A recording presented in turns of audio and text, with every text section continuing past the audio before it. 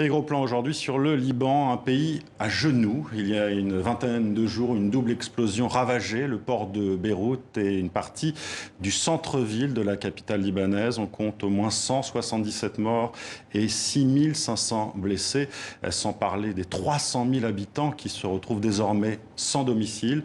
Le Liban va mal et il allait mal bien avant cela. Depuis un an, il traverse sa pire crise économique. Politiquement, on parle de corruption à presque tous les niveaux. Alors, le pays peut-il se redresser? On fait le point avec vous, Agnès Levallois. Merci d'être avec nous. Vous êtes maîtresse de recherche à la Fondation pour la recherche stratégique. Vous êtes aussi spécialiste du Moyen-Orient. On est en direct de Beyrouth également. Merci, Sami Gemayel, d'être avec nous. Vous étiez encore député il y a quelques jours à la tête du parti d'opposition des Kataeb. Mais vous avez donc décidé de démissionner. Pour quelles raisons avez-vous fait cela? Sami Gemayel, vous m'entendez? Merci de nous accueillir d'abord. Ensuite, pour la démission, oui, je vous entends très bien. Pourquoi cette démission alors?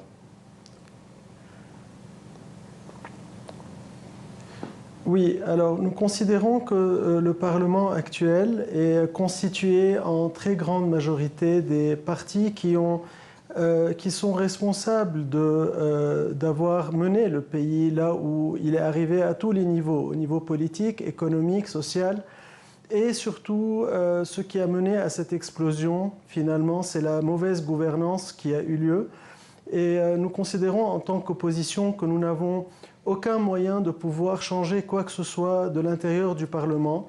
Donc nous avons préféré nous désolidariser totalement avec cette classe politique et nous joindre au mouvement populaire pour justement accuser la légitimité de ce Parlement qui, nous considérons aujourd'hui que ce Parlement n'est plus légitime et qu'il est temps de revenir aux Libanais pour que les Libanais décident eux-mêmes dans de nouvelles élections, des élections anticipées, de pouvoir sanctionner déjà ces politiciens et de pouvoir changer les visages et faire arriver de nouvelles factions politiques qui veulent vraiment le changement au Liban, parce que nous ne pouvons plus continuer à accepter cette mainmise déjà du Hezbollah de 1 et de 2, ce cartel politique qui a mené le Liban là où il est arrivé aujourd'hui. Alors vous parlez de cartel politique, Sami Gemayel. On aura compris d'ailleurs quand on vous parle qu'il y a un délai évidemment de quelques secondes avec le Liban. Sami Gemayel, vous appartenez à une famille politique chrétienne maronite. Votre père et votre oncle ont été présidents du Liban dans les années 80. Votre frère ministre. La situation politique, vous l'avez dit, d'une certaine manière, elle a défailli selon vous à sa mission de service public. Pour vous, qu'est-ce qui s'est passé? À quel moment a-t-elle défailli?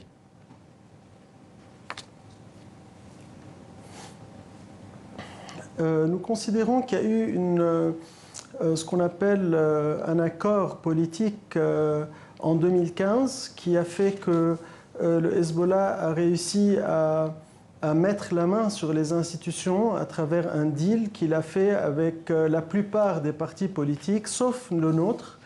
Et il a ainsi mis en place un système de partage du gâteau avec toute la classe politique. En contrepartie, cette classe politique a donné au Hezbollah un feu vert et une carte totalement libre pour décider de toute la politique stratégique du Liban, le positionnement politique stratégique du Liban aux côtés de Bachar al-Assad, de l'Iran. Et ils ont ce qui a entraîné à l'isolement du Liban vis-à-vis de la communauté internationale et arabe. Donc ce deal qui a été fait en 2015 entre le Hezbollah et la classe politique est un deal qui a mené le Liban là où il est arrivé aujourd'hui à tous les niveaux. Les sanctions ont commencé à pleuvoir sur le pays depuis. La crise économique a totalement flambé. Et ce qui a entraîné la crise politique, économique et sociale que nous vivons aujourd'hui. La livre libanaise a été dépréciée d'une façon catastrophique. Le pouvoir d'achat des Libanais est devenu totalement inexistant. Et ceci est le résultat de ce fromagisme politique, le résultat de l'isolement du Liban et le résultat de la corruption qui a battu son plein dans les dernières années. C'est ce que nous condamnons, c'est pour cette raison-là que nous sommes dans l'opposition depuis déjà 5 ans. Et aujourd'hui, je pense qu'il est temps que chacun prenne ses responsabilités, qu'on revienne au peuple libanais, parce que c'est le peuple libanais qui doit décider de son avenir, et c'est le droit des Libanais de pouvoir sanctionner leurs politiciens après tout ce qui s'est passé au Liban depuis. On vous entend bien, Samy Gemayel. Agnès Levallois, est-ce que vous partagez cette analyse de Samy Gemayel? Il parle de cartel, de fromagisme politique. Ce sont des mots très forts, d'une corruption endémique. Oui, bien sûr, je partage totalement cette analyse qui est de dire que c'est un système qui est arrivé à bout de souffle, à bout de course et qui ne peut plus fonctionner. Là où j'ai une divergence avec Samy Gemayel, c'est que je crois que c'est la nature même du système politique au Liban qui a conduit à cette défaillance et au fait qu'il n'y a pas d'État aujourd'hui au Liban en raison de ce partage du pouvoir entre les chefs de communauté et qui, à force d'arrangements entre eux pour se maintenir au pouvoir, ont conduit le pays à la faillite. On est dans un système clanique, vous le diriez comme ça? Oui. Je crois qu'il y a 18 communautés qui se partagent le pouvoir politique aujourd'hui. Alors on est sur un système clanique, mais avant tout communautaire, c'est-à-dire que les grandes communautés issues finalement aussi des accords de Taïf qui ont mis la fin à la guerre civile, donc les chefs communautaires... Guerre civile qui s'est déroulée de 1975 à 1990, je le rappelle. Absolument, et donc c'est important, puisqu'à la fin de cette guerre, il y a eu donc ce partage du pouvoir entre les chefs communautaires, et ce sont toujours les mêmes qui sont au pouvoir, eux ou leurs enfants, ou des proches, mais c'est ce même système. Et ce que révèle la crise financière à laquelle est confronté le Liban avec l'explosion depuis, c'est qu'il n'y a pas d'État au Liban et que seule l'émergence d'un État pourrait permettre de sortir de l'impasse dans laquelle se trouve le pays. Là où je diverge avec Samy Gemayel, c'est sur la question des élections. Lorsque l'on appelle à des élections aujourd'hui au Liban, à mon sens, ça ne réglera rien, puisqu'il faudrait à ce moment-là refaire une loi électorale qui permettrait véritablement que les Libanais puissent se retrouver à travers des nouveaux représentants. Mais là, ça nécessiterait un processus politique et ce ne sont pas ceux qui sont au pouvoir aujourd'hui qui peuvent le mener. Donc je crois que la question essentielle, c'est comment faire émerger un État et du coup un État laïque qui sort de cette question communautaire cette question communautaire a amené à la faillite actuelle. Je pose juste une question. On va bientôt regarder un reportage à Samy Gemayel sur cette question d'un État laïque. Est-ce que vous seriez d'accord, Samy Gemayel? Je sais que vous avez été critique de ce système par répartition confessionnelle.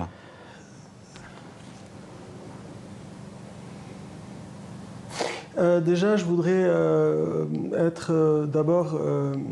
je suis entièrement d'accord avec Agnès sur son analyse. Ce système clanique ne peut pas continuer. Cette situation où nous avons ces chefs de clan qui bénéficient de ce fromagisme et de ce clientélisme politique pour nourrir leur propre popularité et rester au pouvoir, c'est un système qui ne fonctionne pas, qu'il faut changer. On est entièrement d'accord sur ça.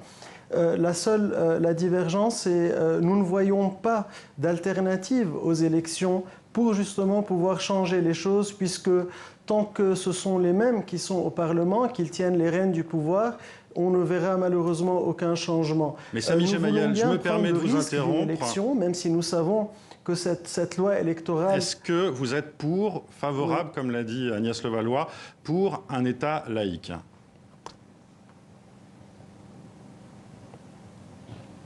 Oui, tout à fait. Nous sommes pour une évolution de ce système politique vers la laïcité. Ça devrait se faire par étapes pour ne pas créer des tensions et pour ne pas créer des peurs chez les communautés libanaises différentes. Mais l'objectif doit rester d'arriver à un État laïque et nous devons commencer par faire des pas réels dans cette direction. Sans pour autant faire ça d'une façon un peu archaïque qui pourrait amener à plus de tensions.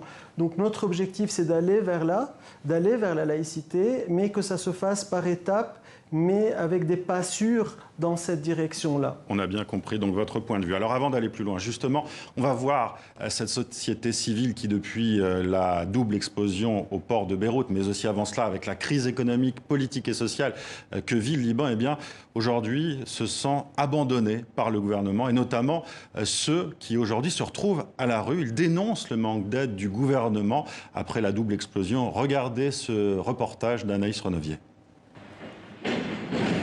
Ce quartier de Beyrouth porte encore les stigmates de l'explosion du port. 3 semaines après, on tente de reconstruire ce qui peut l'être. Des armées de bénévoles déambulent, ils cherchent à localiser les plus démunis, ceux qui, souvent âgés, ne peuvent plus se déplacer. Leurs appartements, toujours sans fenêtres, sont comme des plaies béantes au milieu de la ville. Tout est cassé. Regarde, ici c'est cassé. Les sinistrés se sentent livrés à eux-mêmes. Les associations passent, mais n'ont souvent pas les moyens de réparer les énormes dégâts matériels. Alors, face à la colère de cette habitante, ce bénévole craque. De la nourriture, j'en veux pas de votre nourriture. Je remercie les bénévoles, mais le gouvernement, il n'est même pas passé nous voir. Où est l'État ? Il ne fait rien. Vous êtes où ? Faites quelque chose. Ils ne font rien. Partout, un même sentiment, celui de l'abandon par l'État libanais. Seuls sur le terrain depuis plusieurs semaines, les volontaires n'arrivent plus à colmater les brèches. Tous les besoins des habitants sont recensés par ce collectif, improvisé au lendemain de l'explosion. Leur base, une station essence abandonnée, d'où partent chaque jour des dizaines de bénévoles. Juste que le fait que quelqu'un pense à eux, même si on ne peut pas les aider, c'est juste que quelqu'un est en train de faire ce que le gouvernement devrait faire. Parce qu'ils sont totalement abandonnés, ils n'ont pas de famille, ils n'ont rien à faire. Pour les membres de ce collectif, cette action solidaire est aussi une occasion de se positionner politiquement après des mois de contestation contre leur gouvernement et de prouver qu'ils sont capables de prendre les choses en main. Nous sommes là comme une alternative claire. Après la Saoura, après la révolution, les gens nous disaient mais c'est qui l'alternative? Ben non, ben voilà, c'est ça l'alternative. On s'est dit non, on ne veut pas une autre guerre comme la guerre que nos parents ont vécue. Non, on n'est pas prêt à reconstruire dans le pays, dans ce sectarianisme, dans ce confessionnalisme, dans cette corruption. Les membres du collectif cherchent désormais des vitriers et charpentiers pour les réparations. Ensuite, ils disent vouloir prendre le temps de faire leur deuil avant de s'organiser politiquement. S'organiser politiquement. Agnès Levallois, est-ce que ça peut être ça, l'avenir aujourd'hui du Liban, ces collectifs qui s'organisent et qui veulent dire non à cette classe politique ? Alors c'est vrai que ces collectifs, en fait, s'élèvent contre ce système, veulent un État. Je répète, c'est ce leitmotiv qui est le fait qu'il n'y a pas d'État. Mais je crois qu'il faut aussi une organisation, enfin il faut aussi des politiques pour gérer ça. La société civile, c'est un élément, c'est un moteur important. Mais je crois qu'on ne met pas assez l'accent sur les mouvements politiques qui émergent actuellement. Et il y en a un en particulier qui s'appelle Citoyens-Citoyennes dans un État, qui a la volonté de constituer un front en réunissant différentes forces politiques, parce que c'est quand même aux politiques aujourd'hui à prendre les choses en main, et pas simplement la société civile qui peut être un moteur, qui peut aider, mais il faut revenir absolument aux politiques et donc en s'appuyant sur des forces politiques qui existent aujourd'hui au Liban, qui n'ont rien à voir avec les forces politiques qui ont démontré leur incompétence depuis maintenant des dizaines d'années, et c'est avec ces forces politiques nouvelles qu'il faut absolument bâtir ce nouveau Liban. Alors ça paraît complètement utopique pour beaucoup aujourd'hui de se dire que ce parti, ce mouvement qui veut faire ce front a cette volonté d'un État laïque, mais finalement c'est la seule issue pour sortir de ce communautarisme, puisque ce n'est pas aux communautés à gérer le politique. Agnès Levallois, le problème du Liban aussi, c'est l'influence des pays étrangers. Est-ce qu'on va laisser faire ces collectifs? La question toute bête, c'est est-ce que le pays est encore souverain? Vous parlez justement du fait d'une disparition de l'État. Alors, l'État n'existe plus. Il y a beaucoup d'ingérences extérieures, c'est évident. Et donc, ces ingérences extérieures vont être difficiles, effectivement, à gérer de la part de ces mouvements. Mais ces mouvements, s'ils arrivent à se constituer avec un front assez large, ils seront eux-mêmes assez forts pour essayer justement et mettre un terme à ces influences extérieures en prenant les choses en main, en négociant eux-mêmes avec la communauté internationale et les puissances régionales pour faire valoir leurs propres intérêts. Et même si, je le répète, ça peut paraître utopique, c'est la seule voie pour que le Liban sorte de l'impasse dans laquelle il est aujourd'hui. Samir Gemaliel, est-ce que vous seriez d'accord justement pour associer cette société civile, demander peut-être l'organisation d'une grande conférence internationale, les associer réellement, porter leur voix, les laisser aussi s'exprimer, vous associer à eux, tout simplement? Nous sommes activement sur exactement ce que vous dites. Nous sommes en train aujourd'hui nous sommes activement en train de communiquer avec tous ces groupes, avec notamment le mouvement dont Agnès a parlé et d'autres mouvements aussi actifs sur le terrain pour essayer de constituer un front d'opposition, un front pour le changement dans le pays. Nous sommes une nouvelle génération, nous avons vécu nous n'avons pas envie de vivre ce que nos parents ont vécu et nous ne voulons pas que nos enfants vivent ce que nous avons vécu. Il est temps que le Liban change, il est temps qu'une nouvelle mentalité prenne le dessus dans ce pays et nous voulons que ça se fasse d'une façon transcommunautaire, un mouvement national de chrétiens et musulmans qui portent d'une même voix l'espoir et le rêve d'un Liban neutre, un Liban ouvert, un Liban moderne, un vrai état de droit dans lequel chaque citoyen peut avoir ses droits et non pas être obligé d'être des mendiants chez des politiciens, chez des ministres, chez des chefs communautaires qui malheureusement monopolisent les services de l'État et transforment les citoyens en des mendiants. Ils offrent des rentes aux gens. Nous ne pouvons plus continuer à vivre dans cet état-là. Et nous comptons énormément sur la France, sur l'Europe, pour nous aider à nous libérer de ce joug. Et nous ne demandons rien d'autre qu'il y ait une pression internationale pour rendre la parole aux Libanais, aux citoyens libanais, à travers des élections libres, sous contrôle international, pour qu'on montre à tout le monde que même avec cette loi électorale nulle, nous arriverons à créer un vrai changement et que la vague populaire contre ce système va gagner même avec une loi qui a été faite sur mesure de cette classe politique. Merci Samy Gemayel. Agnès Levallois, il y a aussi une question d'image du Liban. Je lisais dans le Figaro que 0,1% des Libanais possèdent autant que les 50% les plus pauvres et que le taux aussi d'extrême pauvreté a explosé entre 2019 et 2020, passant de 8 à 23%. Pourtant, il y a cette image du Liban riche avec ses hommes d'affaires, alors qu'il y a vraiment des gens pauvres. C'est ce que rappelait Samy Gemayel en parlant de ces mendiants. Oui, c'est vrai que c'est un pays qui ne produit pratiquement rien et c'est bien ça le drame du Liban et raison de la crise actuelle puisqu'il n'y a plus de dollars, il n'y a plus de quoi importer des médicaments, de la nourriture et donc le système financier sur lequel a été construit la réputation du Liban, ce système financier qui a été l'objet finalement de tout un tas de mécanismes pour enrichir ceux qui avaient de l'argent avec des taux d'intérêt qui ont été jusqu'à 15 à 20%. Ce système s'est écroulé. Du coup, ça révèle au grand jour ce qu'est le Liban avec en plus de l'argent qui venait de l'extérieur. Pyramide de Ponzi. Absolument. Voilà. Beaucoup d'argent qui vient de l'extérieur, de par les Libanais qui sont dans le Golfe, aux États-Unis ou ailleurs, qui eux-mêmes subissent une crise financière dans les différents pays dont on vient de parler. Et donc, du coup, tout ce système, cette image d'Épinal qu'on a voulu entretenir et qui a été largement entretenue par l'extérieur dans le cadre des soutiens apportés par les pays comme la France ou la communauté internationale dans le cadre des conférences de soutien aux pays, plusieurs milliards, sans jamais demander aucune réforme, a conduit également à la faillite que connaît le pays aujourd'hui. Le Liban est tout nu aujourd'hui, on peut le dire de cette façon. Merci Agnès Levallois pour ce débat, pour ces analyses. Merci Samy Gemayel d'avoir été en direct depuis Beyrouth avec nous.